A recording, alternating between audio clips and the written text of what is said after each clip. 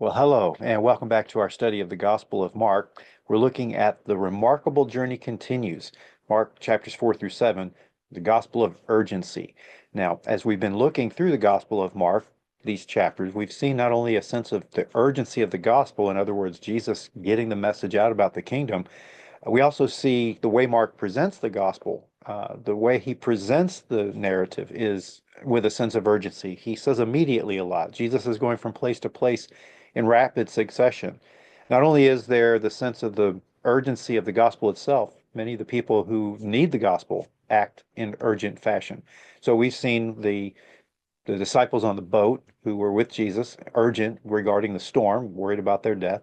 Legion approaches Jesus on the other side of the Sea of Galilee. The demoniac with Legion approaches Jesus urgently. There, Legion wants to ask Jesus not to get rid of them just yet, not to send them away out of the region, or, as Luke says, into the abyss. Don't prematurely punish them. But clearly, there's a need on the man's part to be healed. And so there's a sense in which there's an urgency there. We see him delivered. In today's lesson, we're picking up that sandwich narrative we've talked about, that intercalation, where Mark, as well as Matthew and Luke, present the narrative of Jesus arriving on the back, again, on the other side, back on the northwest shore of the Sea of Galilee, a great crowd gathering. And as we'll see, as by way of introduction again, Jesus now working to help others in need. In the previous lesson, we looked at Jesus healing Jairus's daughter.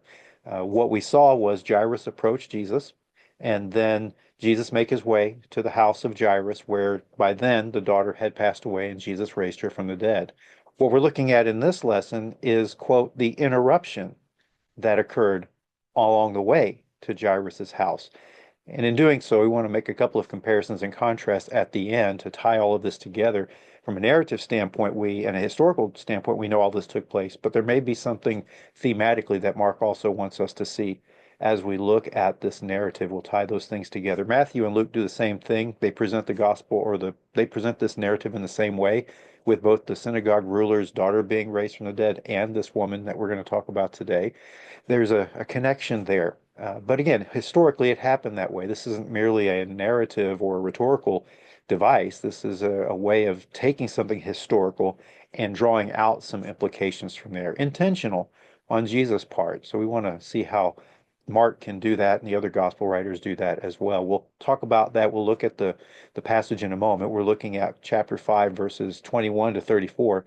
The title of the lesson is, and I'll pull it back up again, The Power of a Desperate Faith. We'll see that here in a moment. Before I get into the outline and talk about the text a little bit more, I don't always do this, but I do think it's helpful from time to time to bring this up. The material that we're using, the GC2 press materials from the Baptist General Convention of Texas, the Connect 360 material, often has, well, always has a background passage or several background passages that in some way inform the discussion, inform the theme that we're looking at. As I said, so I don't always do that. Sometimes I put it in the description. Sometimes I do draw out some things from those background passages. Sometimes I do it and you just don't know it's the background passage. But I do want to mention the three background verses or passages for this unit. You can go back and read them on your own. I won't be referencing them in our lesson. Those background verses are 2 Corinthians chapter 12, verse 9, then Jeremiah 29:13, and then Matthew 10, verses 32 to 33. I'll put those in the description. As you read those, though, you will see a connection with kind of the theme that's going on here. I think it's important that we see that what's going on in this individual event is really emblematic of the character of God in general, and that's pointed out as you look at these other passages. Well, let's begin. You probably know the saying, desperate times call for desperate measures. Another way of putting that is drastic times call for drastic measures. Now, some may suggest that this comes from an aphorism, in fact, a saying called aphorisms from Hippocrates, one who essentially gave us the medical ethics that we follow today or should follow today. Around 400 BC, he said this, for extreme diseases, extreme methods of cure as to restriction are most suitable. In other words, adverse circumstances have actions that might have been rejected under other circumstances may best be the choice today. Let me rephrase that because even reading that was awkward. In adverse circumstances, actions that might have been rejected under other circumstances may become the best choice. Another way of putting that, and I'm drawing this from dictionaries online, another way of putting that is actions that might seem extreme under normal circumstances are appropriate during adversity. Um, my dad would say something like this: "You got to do what you got to do." And I think that's what we're going to see in this passage today. We're going to see a woman who was in dire straits, was in extreme circumstances, desperate situation, drastic situation. And she's going to do something that is culturally and physically drastic. It's not like she hadn't already been doing some drastic things before. Now she's going to go above and beyond in her seeking resolution to her problem. We'll talk about that as we go forward. You know the story. It's the woman who had the hemorrhage. In the King James Bible, she had an issue of blood. I mean, blood was coming out of her. Um, let's give some context again. The text, as you see, is going to have in the outline a reference to chapter 5, verses 21 to 24. And let me go through the outline and do that before I get ahead of myself. And as we do that, then what you'll see is how this story will progress. Again, lesson 7, the power of a desperate faith. First, we'll look at the setting. I won't spend a lot of time on this. We've gone over this with the previous lesson in lesson 6. I do want to just touch on one thing with regard to verse 24 that will be helpful. And then the three parts of the narrative we're going to look at. Chapter 5, verses 25 to 29, a woman with a chronic hemorrhage touches Jesus. Verses 30 to 31, Jesus questions who touched him. And verses 32 to 34, the conclusion of the narrative, Jesus speaks to the woman who touched him.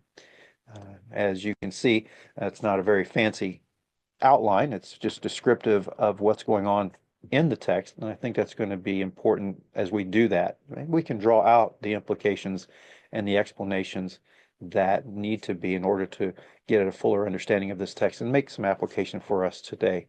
Well, we know that he's on the shore. He has a gathered group around him. A man has come to Jesus seeking help for his daughter, and now they're on their way to Jairus' house when this event occurs. Verse 24 specifically says this. We talked about it in our introduction to the last lesson, but here's where it makes transition to this next part of the narrative.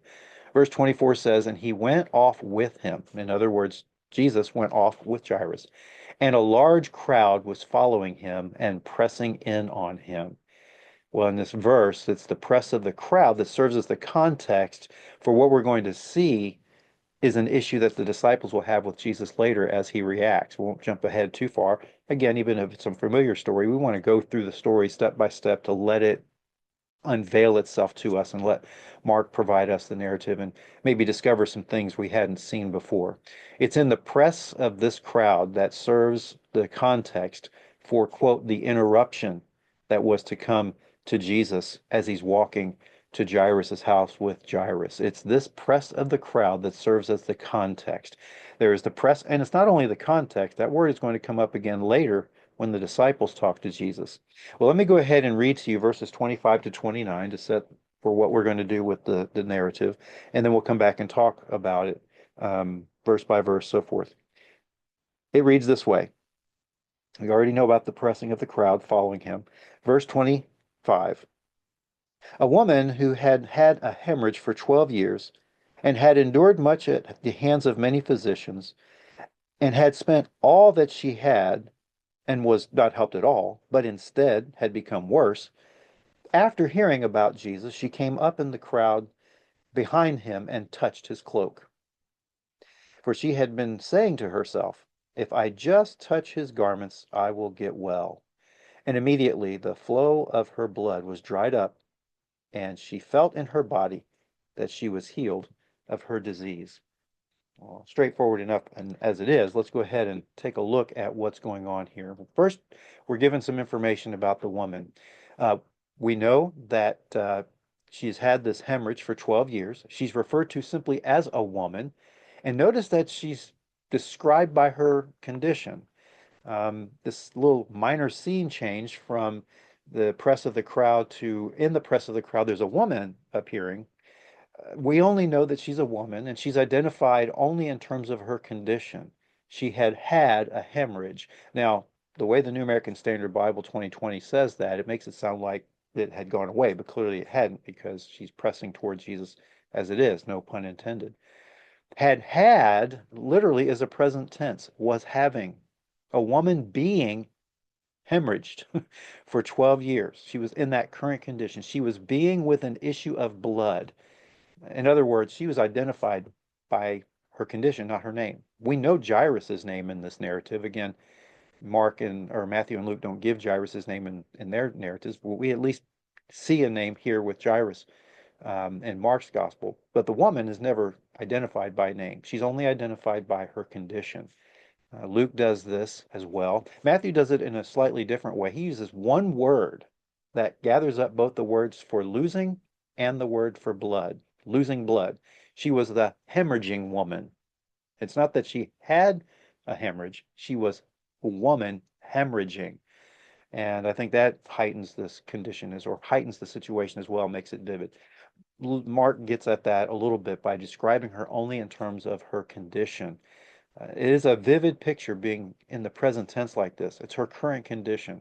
Again, we've talked about this numerous times with the Gospel of Mark, using that historical present, whether it be in a participle form or a regular verb form. It's the idea that this is something you're witnessing. Here's a woman, you know, in this moment she is currently going through this issue of hemorrhage. And as she is, not only is she doing that, Mark gives us the sense in which this is severe. And how does he do that? He's going to give us several indications of how severe her situation was. The first thing he's going to do is tell us how long she's had this condition. She's been dealing with a severe hemorrhage for 12 years. So this isn't something that just came up. This is something that's been going on. This is what we call chronic, the word chronic coming from time over time, over time, over time. This has been persistent. She's been dealing with this problem for a long, long time. Notice again her description. A woman being hemorrhaged for 12 years. That's all she's described at for now. Her actions then are described. What Mark is going to do now is go back in time and give us her backstory. Verse 26, she had endured much at the hands of many physicians. So she's had the issue of blood, the hemorrhaging, for 12 years. Along that time, she had endured much. We'll come back to that word in a moment. At the hands of many, we'll come back to that word in a moment, physicians. So notice what's going on. Her condition is further exacerbated by the repeated failure of doctors. So she'd endured not only the hemorrhaging, she'd also endured failure upon failure upon failure of doctor after doctor after doctor. It says that she endured much. That word endured there is oftentimes translated suffered. And truly, that is going to be reflective of her condition. And it would be an appropriate description. Her experiences with doctors had made her suffer. She already had the suffering going along with the hemorrhage. Now she's suffering because the doctors weren't helping. She had much endurance, much through many doctors. We're not told how many doctors. The word for much and the word for many are the same word. It's just one is singular, one is plural. She endured much. She endured a lot at the hands of many physicians. I want you to stop down again and just listen to what Mark is doing here. We don't want to read over this quickly. We want to absorb and reflect upon this woman's condition. What is recorded in rapid succession needs to be reflected upon. A woman with a very serious condition of hemorrhage, bleeding, a chronic condition, 12 years. Not only was she personally struggling with her physical condition, she had tried to get relief over and over and over again, but doctors weren't able to help. In fact, Mark is going to give us one more piece of description of the woman that really tells us how severe the situation was. The severity further highlighted the repeat of much and many, as we said, using that same word, one singular, one plural. She endured much, at the hands of many physicians. What else? Two things are mentioned here. She spent all that she had. Again, the level of intensity here is I don't think we can describe it as well. Mark is using every kind of And these aren't exaggerated terms, these are superlatives in many ways to help us see how severe her situation is. She's been dealing with chronic illness for 12 years. She's not gotten any help from any doctor, and she spent all her money. She would be the classic definition of what we often call today someone who has suffered from medical poverty. She's got nothing because she spent all of it trying to get well. So now she was sick and with no money. Not only does Mark say that the doctors weren't able to help at all, that's one thing. So it's severe enough that they failed to help her. Whatever they did, Mark said she had come into the worse. She got worse. That doesn't mean the doctors necessarily caused it to get worse. It could be. There might be some things, some medical measures they attempted that made it worse. But certainly she was getting worse as time was going on. She had come into the worse as a literal way of saying that. Obviously, the opposite of what the doctors were supposed to do. To avoid or to use another word that is not intended to be a pun, we can say that her condition, her situation was grave. She was at the point of death. There's every reason to believe that she was at the last moments. We don't know for sure, but again, similar to what Jairus said about his own daughter, Mark doesn't use the word point of death here, but he's given us a vivid description of the length of this woman's condition, the severity of it, and its worsening to give us readers the ability to infer that she's not much longer for this earth. She was in grave condition. And I think that is something we need to think about. Again, I've pointed this out in previous lessons. We need to not just take Jesus' actions in a mundane way and say, well, that's just Jesus being Jesus. With every encounter, and I want you to experience them afresh, even as each individual in their encounter with Jesus is meeting him afresh. The demoniac, the disciples on the boat, we'll see the disciples later again in a situation of desperation. The daughter of Jairus and her condition, now the woman who has this hemorrhage. I don't think you can put yourself in their place per se, but I want you to come to a point of empathy and sympathy, if you will, really, really recognize that this is a dire situation. And Mark is trying to paint that picture for us in vivid terms, here using many, many words, even in a brief dialogue and in a brief narrative. We want to see all that so that we can, as we mentioned in the previous lesson, be amazed and astonished at who Jesus is. We'll say one last thing about that near the end of our lesson. She had one last thing that she thought she can do in her mind. And as she'll reason with herself, as Mark will relate to us that internal reasoning here in a moment, she's thinking in her mind, she's got one last thing that she can do. So let's talk about that, verse 27. After hearing about Jesus, she came up in the crowd behind him and touched his cloak. Well, a couple of things going on here. She heard about Jesus. Now, it's likely that she had heard about Jesus prior. It might mean only here that she hears that he's back.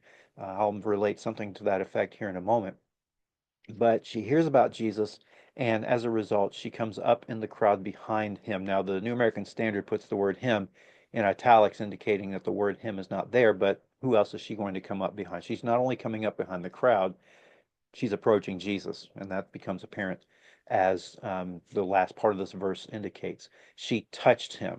Well, earlier we saw that Jairus saw Jesus. Jairus goes to the crowd, then he sees Jesus, and he approached him. Here, the woman hears about Jesus, and she comes to the crowd, and not only comes to the crowd, then she starts to go to him, and she touches him. Well, a couple of things to consider. Why was she not in the crowd? Maybe she was, but on the outskirts of the crowd, because it says that she heard about Jesus and then went to him. Why is it that she's not there immediately? Perhaps because of her issue of blood, she's unclean, and because of her uncleanness, she's not wanting to present herself in the crowd. She's acting very secretively at this point. She likely stayed away from the crowd then because of that unclean status. Clearly, though, because of the knowledge that Jesus is there, hearing about him, she's going to overlook all of that in her own mind in order to get to Jesus. It says that she touched him. Somehow, despite the press of the crowd, she was able to maneuver her way through that throng of people, and she was able to reach out in that, when she was in range, I should say, when she was in range of Jesus, then she was able to reach out and touch him. Well, Mark tells us her condition and what she did. What he's going to do in the next verse is tell us why she did what she did. And he's going to give us a backstory into her reasoning, if you will. That word for in verse 28, for she had been saying to herself, if I just touch his garments, I will get well. Uh, Somehow we got that information from the woman. Mark is able to tell us that this is what internal conversation she had. He kind of gives a flashback. He first relates to us what she did. She went through the press of the crowd and touched him. Then what he does is he gives us some backstory here, a flashback, if you will, regarding the woman. He gives us this flashback, if you will, providing the rationale for the woman's action. So that word for there tells us the reason she acted in the way she did. She was reasoning with herself in this sense. And of course, the word herself is not there in the original either. It's just understood, and therefore the New American Standard makes it explicit. She makes a couple of statements to herself.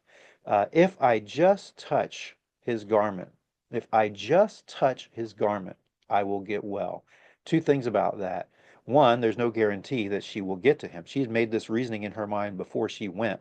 Now that she's in the crowd, she's going there. Her reasoning is if I can get to him, if, but no guarantee, if I can touch him. The other thing is, she says, if I just touch him, all I need to do is touch him. If I can get to his garments and just touch his garments, not even him personally, then she has a guarantee in her mind that she will get well. Notice the line of reasoning here. The if statement. If I get to him, but no guarantee, and I touch him, but there's no guarantee of getting there to touch him. She knows, though, that if those conditions are met, she has assurance of her healing. She says this, while not guaranteed that she would get to him so that she could touch him, she felt that she had a guarantee and assurance that simply touching him would result in her healing. She knew that much. She knew that she would at least get healed. She knew she would get well. So the if statement, if I get to him and touch him, but if all I can do is touch him, then I will get well. The word for get well there is a word we've seen before. It's the word for being saved or delivered. We know that word can be used mainly for physical healing, physical deliverance, and it does mean that. We also know that not only is that word used for physical healing, it also is working for spiritual healing, and many times one is a step to the other. We know that Jesus has indicated his ability to heal and forgive was evidence that he's able to save and deliver, not only physically, but spiritually. She would get well. She would be saved, if you will. In her mind right now, of course, the only thing she's thinking about is her physical healing. She will get well, and that's all she's concerned about. Her intention was physical, but Mark's representation of Jesus' words regarding salvation later could be pointing to something greater, something more spiritual. As I'm saying, when he gets ready to talk to this woman here in a moment, he will use that word saved even as she would use the word saved. He may be adding nuance to that word that is inclusive of more than just the physical healing. Well, he comes back then to the narrative itself. He's told us what happened. He's told us the reason it happened. And now he's going to tell us what was the result of the woman touching Jesus. And the result was just as the woman had been assured of, been guaranteed of in her mind. Verse 29, immediately the flow of her blood was dried up, and she felt in her body that she was healed of her disease. Well, after this, quote, flashback to the internal conversation the woman had with herself, Mark returns then to the action of the narrative, and he says simply, she had touched him. She had touched Jesus' clothing. Immediately then, the flow of blood dried up. The result was instantaneous. Now, the word immediately there is used for two things. One, obviously, it emphasizes how quickly she was healed. It also is indicative of how Mark narrates many of these stories by talking about them happening quickly. Immediately, both narratively and historically, this happened. There's not a time gap between the time she touches Jesus and the time she's healed. Historically, it was immediate. It's also interesting the way the New American Standard renders this phrase. It's both accurate and very, very clear. It adds great clarity. Notice it doesn't just say the bleeding stopped. It says the flow of her blood was dried up. Very literal, very vivid. It dried up. Side note, it's not my notes, but it's in my mind. It's been in my mind ever since preparing for this lesson. Think about the Red Sea drying up, the walls coming back, and the Israelites crossing the Red Sea on dry ground. Think of the Israelites passing from the east side of the Jordan to the west side into the promised land. The river Jordan dried up back at the town of Adam so that they can walk through on dry ground. I'm not trying to allegorize that here, but I do want you to think of the language here because the blood flow drying up in this woman meant healing. There's something else to note here. Not only was the flow of blood dried up, it's it's more literal that it was a passive action. In other words, the blood didn't just stop, something stopped it. To say it was dried up means someone acted to cause it to stop. This is the passive voice. It was dried up. Something external to her caused the bleeding to stop. It didn't stop on its own. It's an action. There's some action that occurred that caused it to stop. And whenever you see that in the Bible, where there is an action in the passive voice without an agent expressed, many times that's the divine passive. In other words, we don't say who did it. We don't need to say who did it. We just know that it was God who did it. Whether that's intended by Mark here or not, it's unknown, but it's very clear that the reason it happened is because she touched Jesus. We'll talk more about, quote, Jesus passively healing her near the end, but I think there's a correlation here. The blood flow was dried up. It stopped. Now, the other thing is this. What happened after the blood dried up? She felt in her body that she was healed of her disease, and that points to something else. Notice this. The blood stopping was a sign of her healing. In other words, the bleeding was only a symptom of her disease. When the blood stopped, she knew she was healed. Whatever was causing the bleeding was healed. The flow of blood for 12 years was simply a symptom of her condition. It wasn't her condition. Whatever caused the flow of blood, that was cured. Think about this. When you go back, we talked in lesson 6 that when Jesus raised Jairus' daughter from the dead, he also cured her of what caused her to die. He didn't just bring her alive and she had that condition. In fact, whatever the condition was, maybe prevented her from eating, Jesus said, give her something to eat. She walked around being 12 years old. We'll come back to that in a moment. But I want you to see here there's a correlation, there's a similarity here. The flow of blood stopping was indicative of her being healed. She knew she was healed because of the blood flow. The blood flow was a symptom. The death of Jairus' daughter was a symptom of something else causing her to die. When Jesus raised her from the dead, he cured her of what killed her. There's that parallel there. The woman knew it, knew that she was cured because, as Mark said, she felt in her body that she was healed of her disease. Now, the word felt there doesn't mean psychological. I just feel in my spirit that I'm healed. A lot of faith healers will say that. A lot of people say, well, I just feel that I'm healed. Oh, here it means that she physically knew something changed in her body that she could actually register that now she was healed. So she's getting that assurance. She's going to get further assurance in a moment. Now, it does say that she felt in her body she was healed, and that word for healed there is the idea of being cured. She was made whole. It's a different word from getting well, which is often translated saved. You see that back in verse 28. What we're seeing here is that her body was made whole. She was physically healed, and she was healed of her disease. Now, that's an accurate way of describing that phrase, and while it is accurate, it also employs a phrase that means to be scourged like a whip. Her disease was like a scourge, like a whip. Now, where we're going with that, go back to the fact that she was sick for those 12 years. She suffered at the hands of the doctors, and now the disease had worsened. She had been under a scourge. The meaning of the metaphor, this idea of persistent experience with bleeding, was tormenting her. And since in English we carry the same range of meanings with the word for scourge, being literal and metaphorical of an endurance of a time of sickness or suffering, we can use the word in the exact same way. We could say something like this. She had been enduring a 12-year-long scourge. this disease, this scourge, and like a whip. Now, she wasn't bleeding because she was whipped. I could go off on a tangent and say she felt whipped by her disease. And that clearly is the fact that she endured it. It was a constant, persistent nagging at her. But more importantly, she was literally suffering. What we can see here then is she had endured a 12 years scourge. Now she's healed. She's no longer suffering. Here's a thought regarding how the woman acted toward Jesus. It's a thought. The idea of crowds around Jesus and people being brought to him so that he could touch them and the diseases being healed, um, having occurred previously, these are all actions that appear together earlier in Mark chapter 3, verses 7 through 10, and particularly verse 10. What I'm getting at is clearly at other times Jesus had been gathered around, had crowds around him, and he would touch them and they would be healed.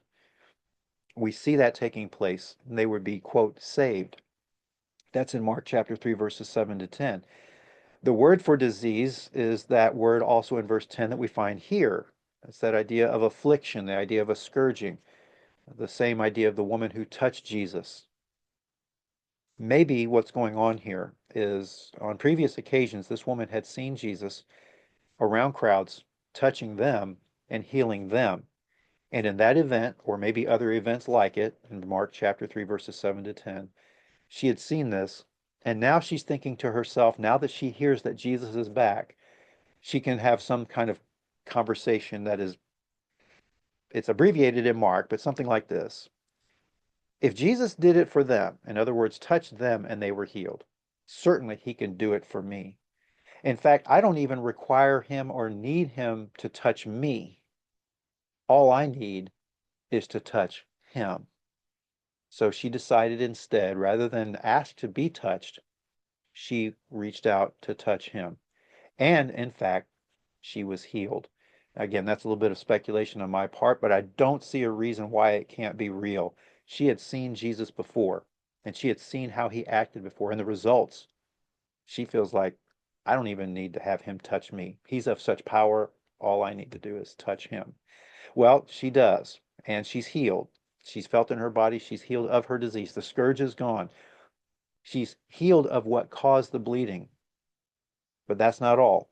While she immediately was healed, there's another immediate reaction. Verses 30 to 31, it says, and immediately Jesus, perceiving in himself that power from him had gone out, turned around in the crowd and said, who touched my garments? As we said, the healing was immediate. Jesus' reaction was immediate. He knew power had gone out from him, and he knew it was the result of someone touching him. He typically would touch other people, or he would speak to them and they would be healed. That's not at issue here.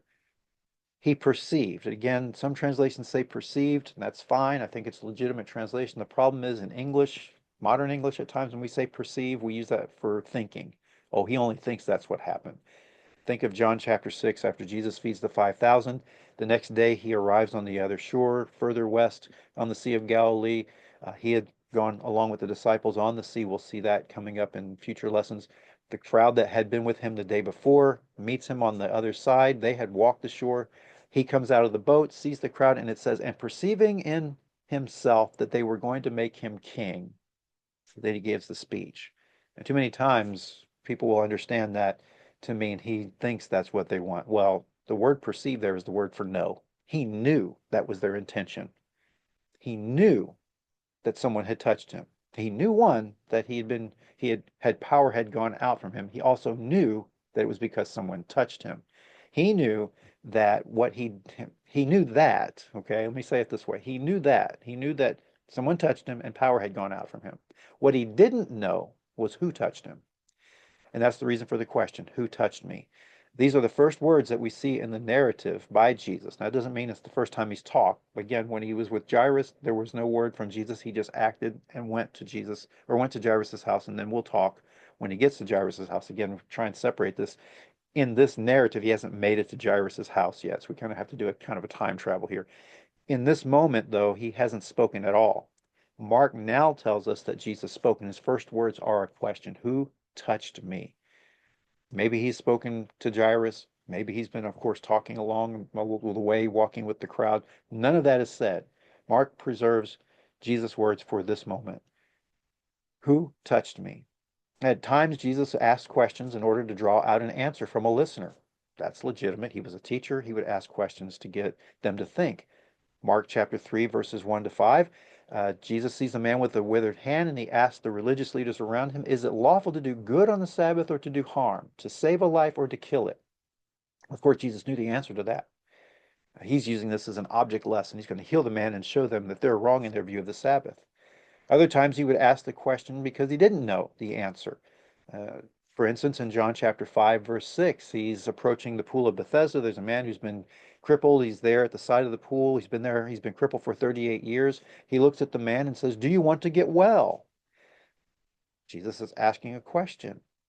Maybe he's using that as an object for a further lesson as he gets ready to heal him, but maybe he is asking because he doesn't know, and he's certainly getting the man to think about his own circumstance. Of course, the man gives a weird answer. He says, look, I've been here coming to this pool, and every time I go to get in the pool, someone gets in before me. That doesn't answer the question, do you want to get well? But Jesus asks, do you want to get well? There are other times when Jesus asks a question because he doesn't know the answer. We know that he's asking here because he wants to know who touched him. What's interesting is the response of the disciples. Verse 31, and the disciples said to him, you see the crowd pressing in on you, and you say, who touched me? There are two statements here. First, the disciples speak to him, and they say the first thing. They remind him, you see the crowd pressing in on you. Again, go back to verse 24. The crowd was pressing in on him, compressing him. They bring this up to say, how in the world can you ask who touched me, knowing that you've been touched? So you say someone touched me, or you ask who touched me, when in reality, all the while, many someones have been touching you. The crowd has been pressing. The two statements then are, one, you see the crowd, and then you say. What does say mean? Well, you ask the question, who touched me? What kind of question is that? They're amazed at this. They can't fathom this. It's kind of, in their minds, a ridiculous kind of question. Everyone's been touching you. Lots of someone's have been touching you. The crowd has been pressing on you. In that way, then the disciples are basically dismissive of Jesus' concern and the question. But Jesus knew something they didn't. Though he didn't know who touched him, he knew what we'd already been told. Power had gone out from him. Someone touched him. Verses 32 to 34. Jesus locates the woman who touched him. We'll read these in succession. First, and he looked around to see the woman who had done this. Now, looked around is given in such a way as it was a persistent thing. He was looking around. You, again, get the image of Jesus looking around. It doesn't say simply he looked and found. He was looking. A couple things to go along with that. First, we can know that he was looking around to see. He was looking for the person who touched him. The purpose of looking around was to locate the person who touched him. Now, the question was, at that point, and saying, who touched me, is he asking the question to draw out the person who had touched him to confess? Or was he looking around to find out for sure who it was? It's kind of an interesting way of putting it, because once he does look around, he finds her. We'll see that in a moment. He looks around to see the woman who had done this. So he's looking around. The result of his looking around is that he sees the woman who had touched him. Now, here's what we don't know. How did he know that when he saw her, she was the one who had touched him? He'll get confirmation of this in a moment, but he doesn't need that confirmation. The text says he looked around to see the woman who had touched him for the purpose of, at minimum, he looked around and was looking around, and the result was he saw the woman who had touched him. What's left unknown is, until the woman speaks, how did Jesus know that once he located her, that was her? That's where there is mystery for us. So again, he may not know one thing in the moment, but once he identifies the person, he can say, yep, that was you. So he looks at the woman, he sees who had touched her, and who had done this to him. And then we get to verse 33. The woman, fearing and trembling, aware of what had happened to her, came and fell down before him and told him the whole truth. There's a lot of reaction going on here. She touches him, power goes out, he asks the question, the disciples dismiss the question as ridiculous. Jesus turns around, he's looking around, he sees her, she is fearing and trembling. So there's this reaction and that reaction. It's interesting the way Mark will put this in short fashion, but vivid fashion. Just imagine this happening before your eyes. Her reaction was this. Interestingly enough, instead of joy at the question and a response of joy in Jesus, quote, discovering her, when eyes lock in, he sees her and she sees him and she sees him seeing her. She is filled with fear and trembling, not joy. You would think that she would be joyous, aware of what had happened to her, but she's fearing and trembling. It's her to whom this had happened. She had fear and trembling, aware of what had happened to her.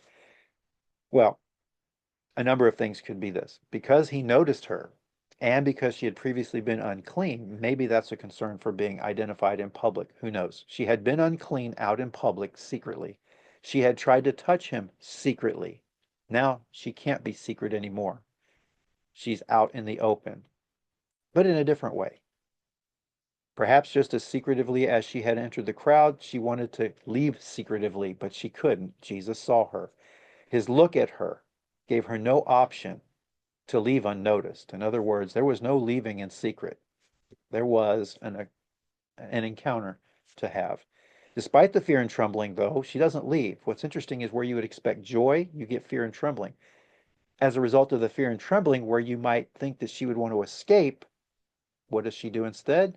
She doesn't leave, but she moves toward Jesus. She came and fell down before him and told him the whole truth. She couldn't leave without notice. Instead, her fear and trembling drew her to Jesus, and she fell at his feet. I want you to think about this. Remember Legion falling at Jesus' feet. Again, for the idea of, for the sake of not being condemned forever. Jairus comes and falls at Jesus' feet. Now, the woman falls at Jesus' feet. And it says here, Mark says, told her the whole truth. I think we want to read more deeply here, not read in, not read between the lines in such a way as to speculate beyond what is reasonable, but that whole truth needs to be considered. I think she said more than, I touched you. She did more than confess, I'm the one that touched you. I think the whole story includes things like, well, she had been sick. She had been sick for 12 years with the hemorrhaging of blood. She had seen doctor after doctor. She had not only spent all she had, the doctors didn't make her well, they made her worse. There was continual disappointment and discouragement at the unhelpful doctors. She had lost everything financially for the sake of trying to get well. She was desperate. Here is that desperate faith. The drastic circumstances calling for drastic measures. The only thing she had left at this point was, I have nothing else to lose. Let me try Jesus. The financial impact as she dealt with all of this. I think that all was included in the whole story. So don't just limit the whole story to I touched you. I want you to imagine her telling Jesus that whole story, thinking back to all that she had endured. She had been desperate. She's explaining why she did it the way she did. Maybe included in the story was the reason I tried to do it secretively is because I was unclean and didn't want to be noticed. We don't know. Notice the turnaround, though, from Jesus in verse 34. He said to her, daughter, your faith has made you well. Go in peace and be cured of your disease. Well, notice his response. The term of affection there, daughter. She's not simply a woman with a disease. She's a woman who is in relationship. She's a daughter. She's no longer an outcast. She's included in the family, so to speak. Now, Jesus never would have considered her an outcast. He never would have derided her or been denigrating toward her. We see that in the Gospels. He was always elevating people. But here he uses a language that gives her status in some way. She's not named, but she's declared daughter. And we see in a moment the comparison and contrast between the Jairus narrative and this one. He calls her daughter, and then he says these things.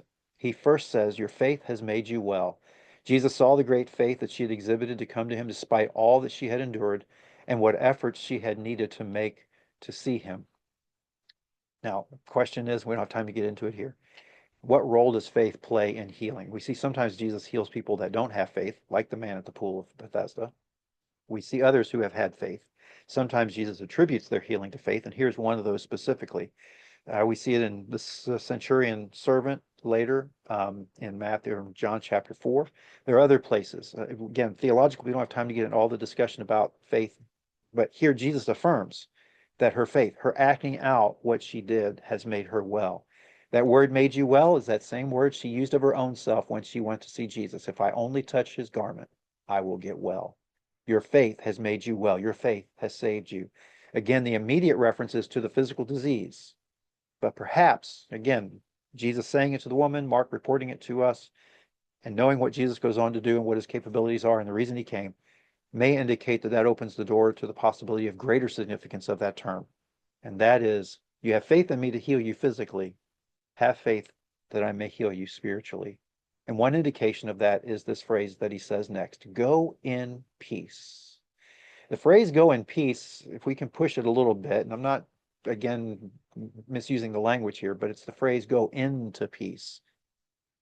Go into peace. Leave your torment. You're done with your torment now. You're done with the scourge. You're done with the continual suffering. Now, go into peace. And again, peace may not only mean peace from the suffering, peace to have a whole life physically, but peace to have eternal life as well. He doesn't say that, but there's a hint of that. And then lastly, he affirms what's already happened. He says, be cured of your disease. She had the flow of blood stopped. She felt in her body she was made well. She was healed. She was cured. Jesus affirms it. Be cured of your disease. That idea there of being cured is to be sound in body, to be whole. That word disease, verse 29, she was healed of her affliction, of her scourging. Well, real quickly, before I get to a conclusion, I want to draw some comparisons and contrasts with you. I mentioned in this last lesson, I want you to go back and think about what's going on with the whole narrative between Jairus and his daughter, with this narrative of the woman with the hemorrhage right in between that, this quote interruption. A close reading will see some connections here, some contrast as well. And I don't want to press these too far, but I want you to read narratively. Notice a couple of things that we'll see with contrast and comparison here. And I think this will be very helpful. With Jairus and his daughter, Jairus falls at the feet of Jesus requesting healing for his daughter. Here, the woman falls at Jesus' feet after the healing. Jairus asks on behalf of his daughter. The woman asks on her own behalf, but Jesus calls her daughter. The girl, according to Jairus, is close to death. She's in her last days, her last things, her final moments. She is eventually going to die, and we know that she dies by the time that Jesus and Jairus and the rest of the crowd get to Jairus's home. The woman, in her situation with the flow of blood, has left her in a condition close to death. Jesus goes to touch the girl. In fact, Jairus says, come and lay your hands on her and she will be made well. Here, the woman with the issue of blood surmises that if she just touches Jesus, that she will be well. And lastly, there's a reason why these numbers are given, and I think it's important we see this connection. The girl that was healed, 12 years old. The woman with the issue of blood had been suffering for 12 years. They're not related in terms of their family relationship, but think about this. For as long as this little girl has been alive, 12 years, this other woman has been suffering from the hemorrhage of blood. There are a couple of other things you could probably draw from that. You can think of some others. One real quick one was Jairus comes directly to Jesus openly. He's a man of status. The woman comes to Jesus secretively. She's unclean. She's not a one of status. They both have needs. There may be some other things you see there. In these comparisons and contrasts, Mark relates to us Jesus bringing healing, salvation from physical death, one raising from the dead, the other one preventing death, so as to indicate something about the identity of Jesus so that we can learn more about his ability to save physically. A couple of things of reflection. We never learn what happened to the woman after she touched Jesus and healed her. We know she's healed. We should assume that she went into peace. She was whole and healed, but we never hear from her again. We don't really know what happens to Jairus' daughter either. We believe she grows up to live a full life, but we don't know what happens to them after this encounter. Some other takeaways. This is first and foremost, as always, about who Jesus was and who he is, and about the power he possessed. In this narrative, he, quote, passively healed the woman. He didn't reach out to touch her. She touched him. but he did declare her healing. So in other places where he touched and spoke to people, here he still speaks to her. That is true power. He had calmed the storm by speaking to it. He had healed the demoniac merely by speaking to Legion and so forth. Here, being touched by the woman, then speaking to her, having been healed, it solidified that healing. Imagine what kind of power Jesus had, and imagine being those who witnessed this power. The only result you can come up with is that this is truly God in the flesh. They don't see that yet. The disciples haven't seen that yet. They're going to be ridiculed later for this kind of thing, not knowing what was going on, and actually hardness of heart after even the feeding of the 5,000. Next, this woman exemplified great faith. Jesus admitted that. She's a model for us to turn over our trust to Jesus. Here, there's great faith exhibited. If I can make a transition real quickly to the next lesson, we're going to see lack of faith later. But this woman is a model of what it means to turn over our trust to Jesus. Now, she came to Jesus as a last resort.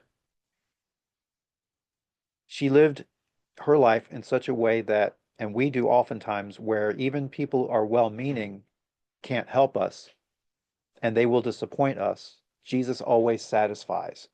What I was trying to say, though, is unlike the woman who goes to Jesus as a last resort, let us not make Jesus our last option. Turn to him directly, and let's use a word that's used in the Gospel of Mark a lot. Let's turn to Jesus immediately. We know that he has power to heal. We know that he has power to save. He has power to give us calm. He has power to be with us in our circumstance. We live in a world like the woman did, where even well-meaning people who are unable to help and will disappoint, Jesus satisfies. We can assume maybe that at times the doctors trying to help the woman were well-meaning. The fact that she got worse, though, may mean that they just took her money. We don't know. We live in that kind of world too. People act like they want to help and don't really. But Jesus always satisfies. Again, his ability to heal physically means he can heal spiritually and he can heal permanently. Maybe you've experienced that desperate kind of faith. Maybe you're living that desperate kind of faith now. Turn to Jesus. Don't wait. Seek him for who he is. Seek him and submit to him. Allow him to do his work in your life. If you don't know him, I pray that you will come to know him in a personal way. Let him save you. He may have to demonstrate his ability to save you spiritually by saving you in some way physically. And I pray that he does that. Others of us need to draw people toward Jesus so that they can see his healing power as well. We've been called on mission to share the gospel with others and let them know that Jesus does save and deliver and heals. We've seen two lessons here where Jesus has done miraculous things that are beyond doubt demonstration that he is the power of God because he is God in the flesh. I pray that you will turn to him and seek after him and be reassured as a believer, if you're a believer, of his great power and his love and compassion for you. Let's pray. Father, we thank you for Jesus and his great power. Thank you that you became man in the flesh and show this compassion and power. Help us to not only draw ourselves to you, but to draw others to you. We thank you for your ability to heal. We thank you most importantly for the ability to save us, that you save eternally and permanently. May we glorify your name in all things. May we worship you because of the work that Jesus has done, as he has called, as you called him to draw men to you. He has come to make you known. Help us to make others, have others know you as well. We love you and worship you and pray all this in Jesus' name. Amen. Well, real quickly, let's go ahead and look at what's coming up in the next lesson. We've already talked about the fact that great faith was exhibited by Jairus and the woman. Now what we're going to see in Mark chapter 6, verses 1 to 7, a lesson entitled No Place Like Home. What we're going to see is Jesus going back to his home of Nazareth, and things aren't going to go as well there as they've been going in other places. Read ahead, you'll see what we're going to talk about, and then we'll talk about it in detail in that next lesson. Until that next lesson, I pray that the Lord bless you and keep you, that he make his face shine upon you and be gracious to you, that he lift up his face to you and give you peace.